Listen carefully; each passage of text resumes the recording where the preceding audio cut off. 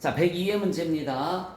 거래 판료소와 그 예시로 가장 적절하지 않은 것을 물었네요. 우리 거래 판료소 한번 써볼까요? 가장 기본이죠. 거래 판료소는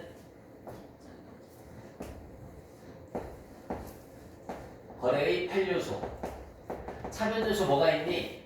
자산의 증가. 그래, 자산의 감소는 반대지? 자산의 감소는 반대예요. 그죠? 그 다음에 또 뭐 있어요? 대변에 부채의 증가, 자본의 증가라는 게 있죠. 반대로 차변에는 그럼 부채의 감소, 그 다음에 또 뭐가 있어요? 자본의 감소. 그리고 차변에 또 뭐가 올까? 비용의 발생. 대변에 또 뭐가 올까요? 수익의 발생이라는 말을 씁니다. 이게 8가지이기 때문에 거래 판료소라는 말을 쓰는 거야. 자, 동그라미 1번 봐요. 자산 증가, 자본 증가 이렇게 나와있지. 회사 설립을 위한 자본금이 보통예금에 입금됐어요. 그거 분개하면 차변에 보통예금, 차변에 보통예금, 대변에 자본금. 그죠? 분개를 하면 차변에 보통예금, 대변에 자본금이잖아. 여기 봐요. 자산의 증가, 자산의 증가, 얘는 자본의 증가. 맞죠? 2번은요. 마스크 생산에 사용되는 원당 구입 대금을 현금으로 지급했습니다. 원당 사왔으니까 차변에 원재료, 대변에는 뭐죠? 현금. 여러분 원재료 뭐예요? 자산, 증가. 현금은 뭐죠? 자산의 감소. 그치? 원재료는 자산의 증가, 자산의 감소 맞아요. 자, 직원의 주택 구입 자금을 보통예금에서 빌려줬습니다. 여러분 여기 볼까? 대변에 보통예금이 나가죠. 돈 빌려줬으니까 차변에는 단기 대여금이죠. 단기 대여금 또는 뭐 장기 대여금 이렇게 분개를 해주면 되죠. 여기 봐봐. 단기 대여금 자산의 증가, 보통예금은 뭐죠? 자산의 감소. 맞잖아. 3번이 틀렸네. 부채랑 관련이 있어요? 없어요? 없어요. 틀린 것은 3번. 4번에 약소금을 발행을 해서 외상매입금을 지급했습니다. 차변에 외상매입금, 차변에 외상매입금, 대변에는 뭐가 가면 되죠, 여러분? 지급어음이 가면 되죠. 차변에 외상매입금, 대변에 지급어음. 외상매입금은 부채의 감소고요. 지급어음은 부채의 증가입니다. 부채 감소, 부채 증가. 2번 문제 볼까요? 선의선출법에 따라서 기말 재고자산을 구해라 라고 나와있어요. 자, 매입됐던 게 처음에 매입한 게 여러분 매입한 게 몇 개 매입했다고 나와있어? 200개 200원 맞죠? 200개 200원 사왔습니다. 그 다음에 매출을 몇 개 매출을 했어요? 150개. 선의선출법 할 거 없이 하나밖에 없잖아, 그치? 여러분 여기에서 몇 개 팔렸어요? 150개가 판매가 됐으니까 여기에서 재고로 남아있는 건 몇 개가 되는 거지? 50개 200원이 되는 거죠. 자, 그 다음에 또 몇 개를 매입했다고 나와있어요? 100개를 매입했어요. 100개를 매입했고 단가는 얼마예요? 300원. 단가는 300원. 더 이상 거래 있어? 없어? 없으니까 얘가 재고가 되는 거죠. 이거 곱해주면 얼마 나오니? 만원. 얘는 얼마 나오니? 3만원. 더해서 4만원. 답은 3번입니다. 자, 3번. 영업의 비용으로 처리된 계정 과목을 물었어요. 여러분, 끝에 손상차손, 처분 손실, 평가 손실 이런 것들이 다 영업의 비용이죠, 그쵸? 네, 답은 3번입니다. 개발비는 뭐에 속하는 거지? 무형자산. 조심하세요. 개발비는 뭐라고요? 무형자산. 여러분 여기 봐요. 판매관리비에 잠깐만 볼까? 판매관리비의 특징이 끝에 비, 료, 여, 과자 들어가죠. 대손상가비, 복리유세비, 여비교통비, 기업 업무 추진비, 맞죠, 그쵸? 광고 선전비, 보험료, 임차료. 다시 한번 뭐라고? 보험료, 임차료, 급여, 퇴직급여, 세금과 공과. 이게 판매관리비야. 단 조심해야 될 것은 뭐냐면 개발비, 비자 들어가지. 그런데도 불구하고 개발비는 뭐에 속하죠? 무형자산. 그 다음에 또 한 가지. 기타의 대손상각비. 기타의 대손상각비는 비자 들어가지. 근데도 불구하고 어디에 속하죠? 영업의 비용에 속한 겁니다. 요거 반드시 암기를 해주셨으면 좋겠어요. 그리고 영업의 비용에는 다 그런 건 아니지만 여기 봐요. 영업의 비용은 무슨 손실, 무슨 차손. 자, 요게 영업의 비용에 속하는 건데 그 다음에 무슨 비용 이런 것들 얘가 영업의 비용이에요. 근데 여기도 예외는 있습니다. 단 자기 주식 처분 손실. 여러분 자기 주식 처분 손실은 뭐에 속하는 거라고 그랬어요? 자본 조정. 또 하나 있는데 기타 매도 가능 증권 평가 손실. 매도 가능 증권 평가 손실은 기타 포괄 손익. 네, 이렇게 정리를 해서 암기를 해주시면 됩니다. 개발비는 무형자산, 기타의 대손 상각비는 영업의 비용이에요. 그리고 영업의 비용이 여기 또 하나 있다. 영업의 비용의 기부금 영업의 비용이에요. 그래서 무슨 손실, 무슨 차손, 무슨 비용, 기부금 이런 것들은 영업의 비용인데 자기 주식 처분 손실은 자본 조정, 그 다음에 매도 가능 증권 평가 손실은 기타 포괄 손익에 속합니다. 기타 포괄 손익. 그러니까 이런 문제는 암기 문제야, 그지? 그냥 암기하면 그냥 답을 금방 낼 수 있습니다. 4번. 선생님, 그 경상 경상자가 들어가면 다 비용이야. 비용. 경상자가 들어가면 다 비용이에요. 경상연구개발비라는 거 얘기하는 거지, 그치? 네. 경상자가 들어가면 고민하지 말고 다 뭐라고요? 비용. 경상이라는 말이 뭐냐면 반복적으로 발생하는 걸 갖다가 우리가 경상자를 붙입니다. 반복적으로 발생하는 비용이에요. 그래서 경상자가 들어가면 비용이다. 그럼 얘는 어디 비용이 들어가는 거예요? 판매관리비. 그때 비자 들어가니까 경상연구개발비는 판매관리비. 경상연구개발비는 판매관리비에 속하는 거야.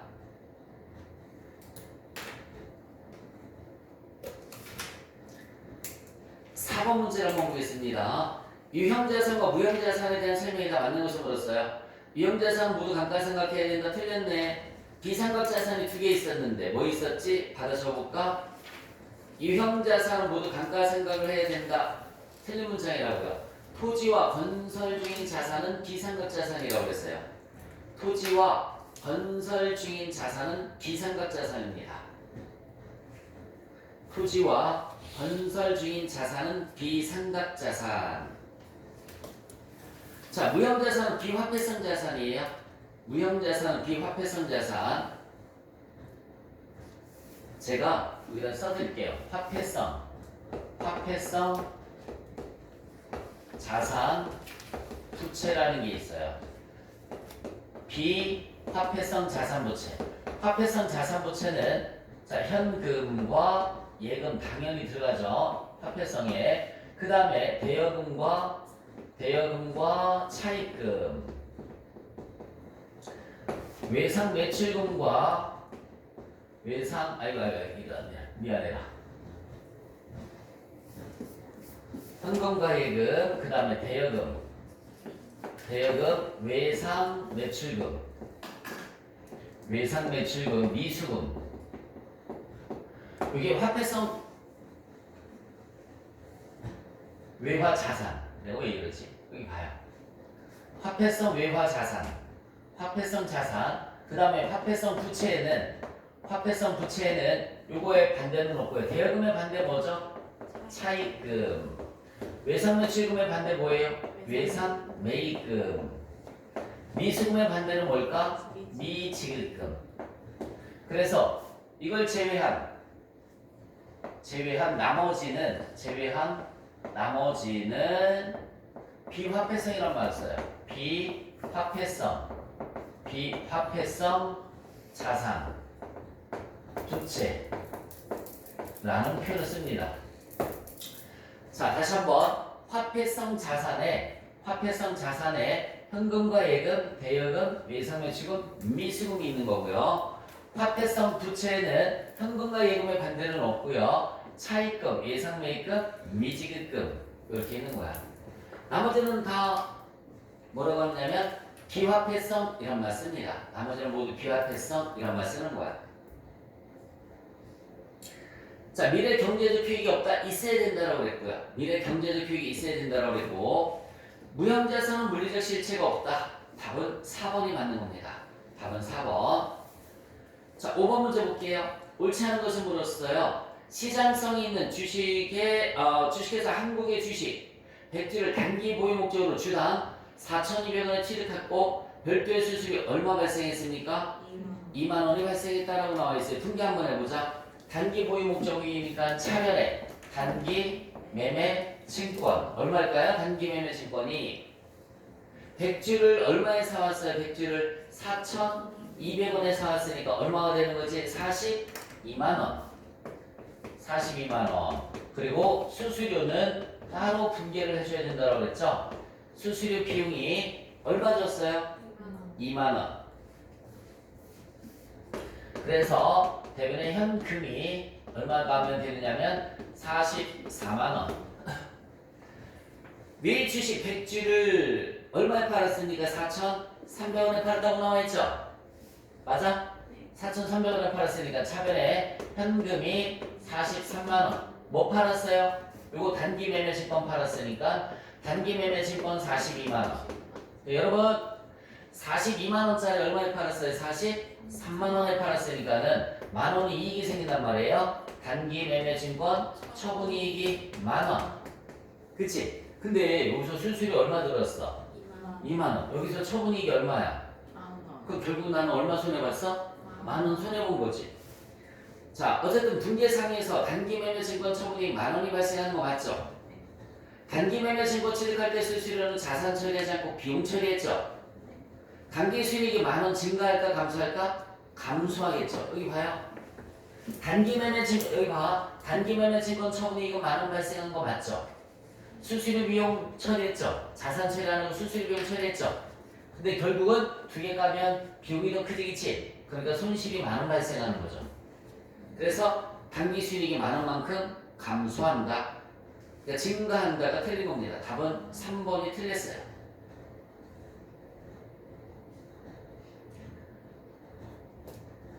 6번 문제.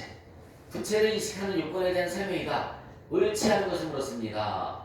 과거 사건이나 거래 결과 현재 의무가 존재해야 됩니다. 과거의 사건이나 거래 결과 현재 의무가 존재해야 되고요. 자원에 유출될 가능성이 매우 높아야 되고요. 금액을 신뢰성 있게 추정할 수 있어야 됩니다. 이 세 가지 조건이에요.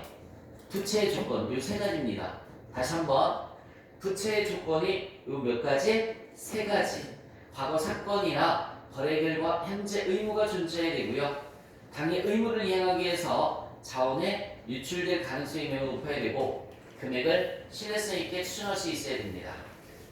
자, 우발부채는 부채를 인식하지 않아 의무를 이행하기 위해서 자원이 유출될 가능성이 매우 높은 경우에도 주소로 기재하지 않는다라고 나와 있는데 우발부채가 뭐냐면 그냥 적지 마요. 내가 해석해 줄게. 내가 보증 쓴 게 있어. 중요한 사건이야 사건이 아니야?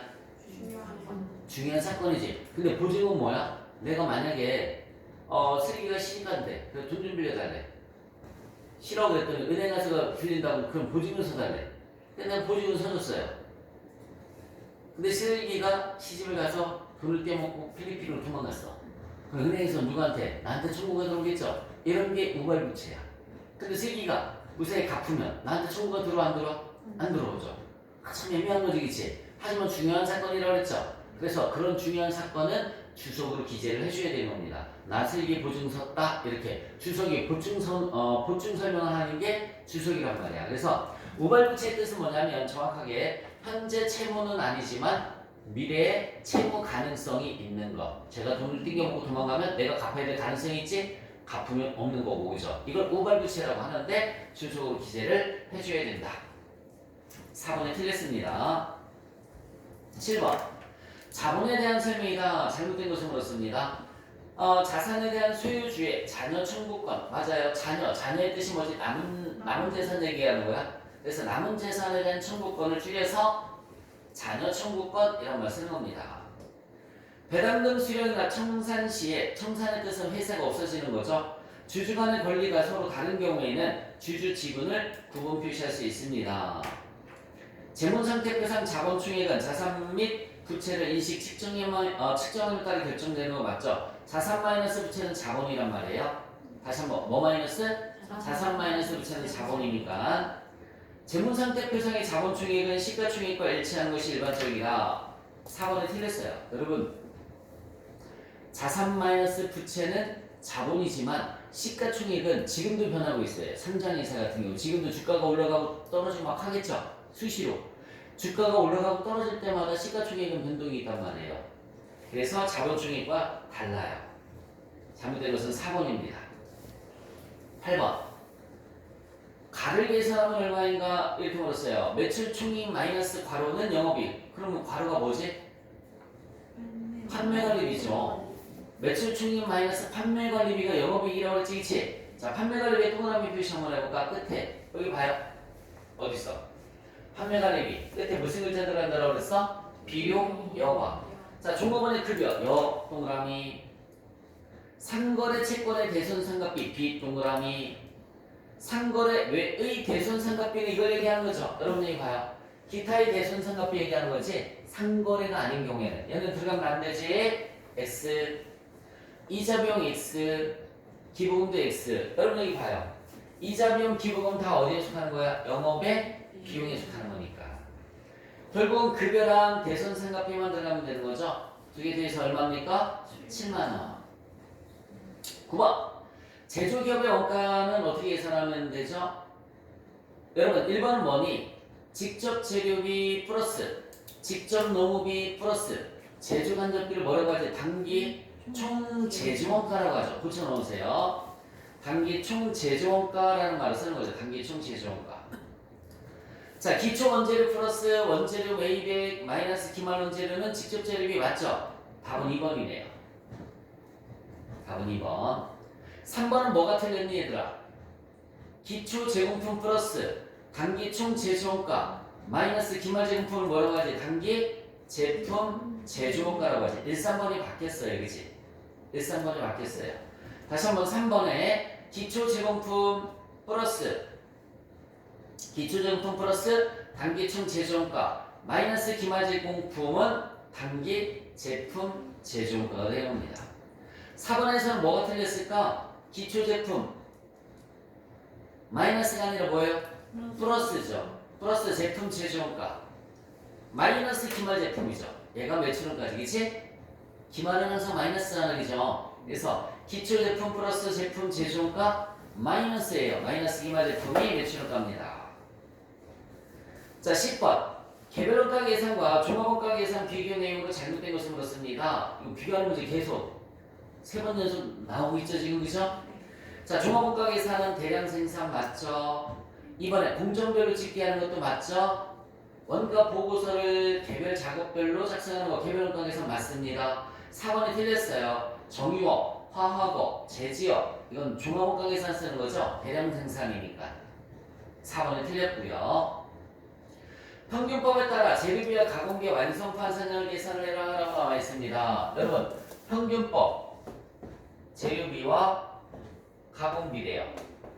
금액 수량 금액 수량 물음이 완성품 판산량을 걸었으니까 금액은 필요가 없습니다. 재료는 거기 공정 초에 투입되며 가공비는 공정 전반에 걸쳐 투입된다라고 나와 있죠. 가공비는 그래서 무조건 환산량이고 재료비는 공정 초기에 투입되면 뭐라고 그랬어요? 수량이라고 그랬죠. 자, 완성품 수량을 찾아보세요. 300개 나와 있죠. 완성품 수량은 여기도 300개, 여기도 300개 이렇게 집어넣으시면 되고요. 기말 제공품 수량이 200개 50%니까는 여기는 200개, 여기는 50%에서 100개가 들어가시면 되겠네. 됐어요? 자, 이거 두 개 되시면 500개, 두 개 되시면 몇 개? 400개, 500개, 400개. 3번이 가게 됩니다. 자, 12번. 보조 부문비를 배부하는 방법에 대한 설명이다. 옳지 않은 것을 물었습니다. 상호배부법은 완전히 고려하여 배부함으로 까지는 맞는 문장이에요. 까지는 맞는 문장. 근데 사전에 배부 금액을 결정하는 방법이 아니라 사후에 결정하는 방법이에요. 안전히 고려해서 사후에 결정하는 방법. 그래서 다시 한번 말씀드릴게요. 상호배법이 가장 정확한 거라고 그랬죠. 완전히 고려하기 때문에 그런 거야. 근데 사전이 아니라 뭐라고요? 사후에 배부하는 방법이에요. 1번이 틀렸습니다. 단계배부법은 우선순위를 정하고 배부하는 방법이다. 맞고요. 그 다음에 3번 직접배부법의 특징은 용역 제공 관계를 무시하는 게 직접배부법이고요. 원가 계산의 정확성은 뭘까요? 상호배부법이 제일 정확하겠죠? 그 다음에 단계, 그 다음에 직접배부법입니다. 13번. 자, 부가가치세법상 세금계산서 및 영수증 발급 의무 면제 대상이 아닌 것을 물었습니다. 용역의 국외공급, 외국과의 거래에서는 세금계산서를 발행할 수가 없어요. 무인 자동 판매기, 여러분들 그 자동 판매기 이용해 본 적 있죠? 커피 빼먹은 적 있죠? 세금계산서 발행해달라고 한 적 있어? 불가능하죠? 네, 그 다음에 부동산 임대 용역 중에서 간주임대료라는 게 있어요. 간주임대료는 뭐냐면 여기 봐봐. 임대료에 대해서는 당연히 세금계산서를 주고받아야 돼요. 근데 간주임대료는 임대료는 아니지만 임대료로 간주하는 걸 간주임대료라고 해요. 어쨌든 부가세법에서 간주자가 들어가는 것들은 세금계산서를 발행할 수가 없습니다.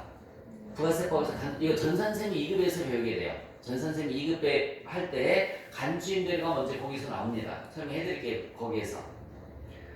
자, 동그라미 3번에 다른 사업장에 판매 목적으로 반출되어 이걸 줄여서 불러줄게요. 밑줄 쳐봐. 다른 사업장에 판매 목적으로 반출되어 밑줄 치시고 직매장 반출 이렇게 써보세요. 직매장 반출.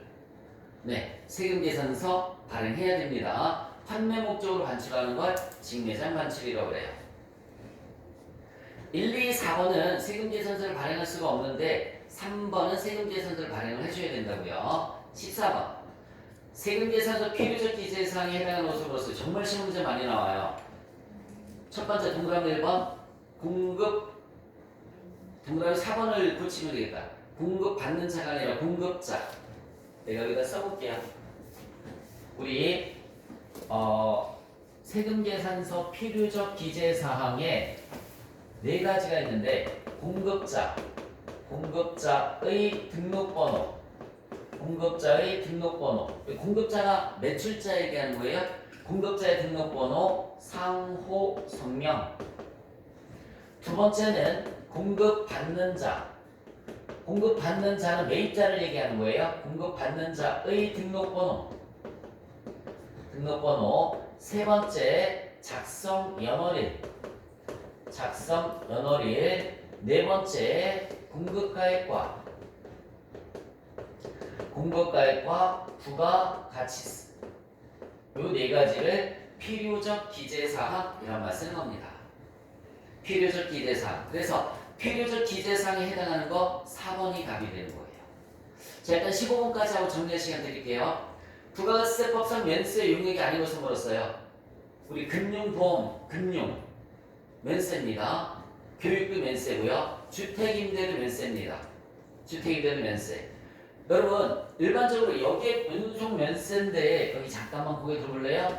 여객 운송은 면세예요. 면세. 단 여객 운송은 면세인데 단 고속철도가 뭐지? KTX, 항공기, 우등고속 뭐 이런 것들은 과세입니다. 부가세가 있다고요. 호화 유람선 이런 것들은 과세가 되는 거야. 그래서 부가세가 있어요. 무슨 말인지 아셨죠? 그래서 면세 용역이 아닌 것은 3번 고속철도니까 KTX에 의미하는 거죠. 과세입니다.